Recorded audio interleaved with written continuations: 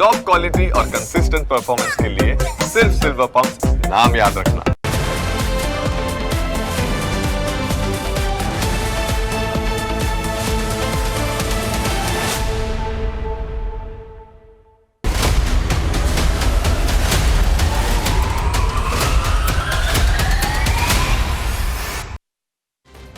શું દૂધ સંઘો પશુપાલકોને છેતરી રહ્યા છે? શું દૂધ સંઘો નીતિ નિયમો નેવે મૂકીને પશુપાલકો સાથે અન્યાય કરી રહ્યા છે? આ સવાલો એટલા માટે થઈ રહ્યા છે કારણ કે જે પશુપાલકોના કારણે કરોડોનું સામ્રાજ્ય ચાલે છે તે ડેરી પશુપાલકોને નજરઅંદાજ કરી રહી છે. ગણિતના દાખલાની જેમ જે ભાવફેર અને દૂધના ભાવ ચૂકવવામાં આવે છે તે હજુ સુધી લોકોને ખ્યાલ જ નથી આવી રહ્યા કે કેવી રીતે આ ભાવ નક્કી થાય અને કેવી રીતે તે પશુપાલકોને ચૂકવવામાં આવે છે. કેટલાક જાણકારો કહે છે કે અમૂલ ફેડરેશને જે નિયમો બનાવ્યા તે નિયમો તમામ દૂધ સંઘો ઘોળીને પી ગયા છે. ફેડરેશનનો નિયમ એવો છે કે દૂધમાં કોઈ ગ્રેડ ન હોવો જોઈએ, ફર્સ્ટ અથવા સેકન્ડ એવો કોઈ ગ્રેડ ન હોવો જોઈએ, એક જ ફેટે ગણીને તેનો ભાવ પશુપાલકોને આપવો જોઈએ. પરંતુ અમૂલ સિવાય તમામ દૂધ સંઘો પશુપાલકોને નિયત ધોરણ કરતાં દૂધના ભાવ ઓછા ચૂકવે છે. સાબર ડેરી સહિત મોટાભાગના દૂધ સંઘોએ પશુપાલકો માટે દૂધના ભાવમાં ગ્રેડ પાડ્યા છે. આ ગ્રેડ સમજવા જેવા છે અને આ ગ્રેડને બે ભાગમાં વહેંચવામાં આવે છે, ફર્સ્ટ ગ્રેડ અને સેકન્ડ ગ્રેડ. ઉદાહરણ તરીકે સાબર ડેરીના ભેંસના દૂધનો ભાવ કિલો ફેટ દીઠ ફર્સ્ટ ગ્રેડ પ્રમાણે ₹840 ચૂકવાય છે, જ્યારે કે ભેંસના દૂધનો કિલો ફેટ દીઠ સેકન્ડ ગ્રેડ ભાવ ₹805 છે. હવે આ ભાવ નક્કી થયા પછી પશુપાલકોને કેવી રીતે દૂધનો ભાવ ચૂકવાય છે તેનું પણ આખું એક ગણિત છે. પશુપાલકોને ભેંસના દૂધનો સાચો ભાવ 840 ગુણ્યા રેફરન્સ ફેટ 5.25 ભાગ્યા SNF એટલે કે solid not fat plus fat 11.25 બરાબર ₹392 દૂધનો યુનિટ ફેટનો ભાવ ચૂકવવો પડે છે. પરંતુ અમૂલ સિવાયના મોટા ભાગના દૂધ સંઘો 805 ગુણ્યા રેફરન્સ ફેટ 5.0 ભાગ્યા SNF એટલે કે solid non fat plus fat 11 બરાબર ₹355.90 ચૂકવે છે, જે નિયમો કરતાં ઓછા છે. અને તેમાં પણ 3 ફેટથી 3.4 ફેટ સુધી ₹355.90 ચૂકવવામાં આવે છે. હવે એ પણ સમજીએ કે બનાસ ડેરી પશુપાલકોને કેવી રીતે ભાવ ચૂકવી રહી છે, જેના પરથી તમે અંદાજો લગાવી શકો કે કેવી રીતે સાબરકાંઠાના પશુપાલકોને સીધો અન્યાય થઈ રહ્યો છે. 3.1 ફેટવાળા ગાયના દૂધનો ભાવ 30.20 પૈસા ચૂકવાય છે અને 4.1 ફેટવાળા દૂધનો ભાવ ₹34.62 લીટર દીઠ ચૂકવાય છે.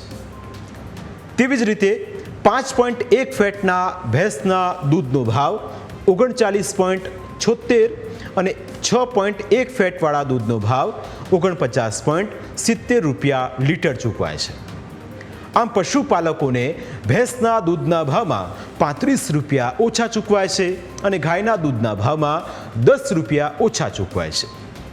મોટાભાગના દૂધ સંઘમાં ભેંસનું દૂધ 10% આવે છે, જ્યારે ગાયનું દૂધ 90% આવે છે. એટલે જ્યારે નફો જાહેર કરાય ત્યારે 840 પ્રમાણે ફક્ત 10% પશુપાલકોને લાભ મળે છે, બાકીના 90% પશુપાલકોને ₹805 ભાવ ચૂકવાય છે. આ ગણિત આટલેથી જ નથી અટકતું. પશુપાલકોને દરરોજ મળતા દૂધના ભાવમાં તો છેતરવામાં જ આવે છે, સાથે સાથે ભાવફેરમાં પણ પશુપાલકોને અન્યાય કરતા હોવાનું કેટલાક જાણકારો કહી રહ્યા છે. જાણકારો ઉદાહરણ આપતા સમજાવી રહ્યા છે. એ ઉદાહરણ આપ સમજશો તો આપને પણ ખ્યાલ આવશે. ધારો કે સાબર ડેરીમાં દૈનિક 50 લાખ લીટર દૂધ આવે છે, તો સાબર ડેરી પશુપાલકોને દર વર્ષે ₹500 કરોડ ઓછા ચૂકવે છે. જ્યારે પશુપાલકોને વર્ષના અંતે નફાની જાહેરાત કરવામાં આવે ત્યારે દૂધના ઓછા આપેલા 500 કરોડને ભાવફેર તરીકે જાહેર કરવામાં આવે છે. એટલે કે દૂધ સંઘો નફો ચૂકવવાની તો ફક્ત વાતો કરે છે, પરંતુ પશુપાલકોને વર્ષ દરમિયાન દૂધના પૈસા ઓછા આપીને અને જે રકમ જમા થાય છે તેને નફામાં જ ગણીને જાહેર કરાય છે. સાબર ડેરીમાં પરિસ્થિતિ એ થઈ ગઈ છે કે નફા કરતાં પણ 100 કરોડ ઓછા ચૂકવવાની જાહેરાત કરાઈ. દૂધ ફેટ અને ભાવની ગણતરીની આંકડાની માયાજાળ એવી હોય છે કે પશુપાલકો એમાં ફસાઈ જાય છે. જેમાં પણ સાબર ડેરીએ ઓછો ભાવફેર ચૂકવતા પશુપાલકોમાં નિરાશા વ્યાપી. પશુપાલકો નુકસાન વેઠીને વિરોધ કરી રહ્યા છે, પરંતુ સાબર ડેરીના સત્તાધીશોમાં દયાનો છાંટો પણ નથી. ડેરીના સત્તાધીશો એ વિચારતા જ નથી કે પશુપાલકો આ નુકસાન કેવી રીતે ભરપાઈ કરશે, તેવું પશુપાલકોને પણ લાગી રહ્યું છે. સાબરકાંઠાના ધનપુરા ગામના ગીતા પટેલ નામના આ મહિલા પશુપાલક સવારથી લઈને મોડી સાંજ સુધી તનતોડ મહેનત કરે છે. એ આશાએ કે દૂધ સારું ભરાય તો હિસાબ સારો મળે, પણ ડેરીએ હિસાબ કિતાબ અડધો કરી નાખતા તેમણે પણ ડેરીમાં દૂધ ભરાવાનું બંધ કર્યું. ગીતાબેન 10થી 15 જેટલી ગાયો ધરાવે છે અને આ ગાયોના દૂધ થકી તેઓને ₹1 લાખ વાર્ષિક ભાવફેર મળતો હતો, પરંતુ આ વખતે 50,000 જેટલી જ રકમ આવતા તેઓ ખૂબ જ નિરાશ થઈ ગયા છે. તેમની આવકના બદલે જો તેમનો ખર્ચો સાંભળશો તો તમારી આંખો પણ ચાર થઈ જશે. 25 પશુ છે આજે, હું પૂરું કરવાનું? 4 ક્યાંથી લાવવાનું? 4 કેટલી મોંઘી થઈ ગઈ છે. ₹1 લાખ તો 4 ગાલી છે ઘરમાં અંદર. આજે અમારે 40,000 આવ્યો છે તો શું કરું હું આગળ? પરિક્રમ શું કરવાનું મારે? આજે 10 દિવસે કેટલો પગાર આવતો હોય? 10 દાડે 20,000 પગાર આવતો તો આજે 5,000 નહીં આવ્યો. શું કરવાનું?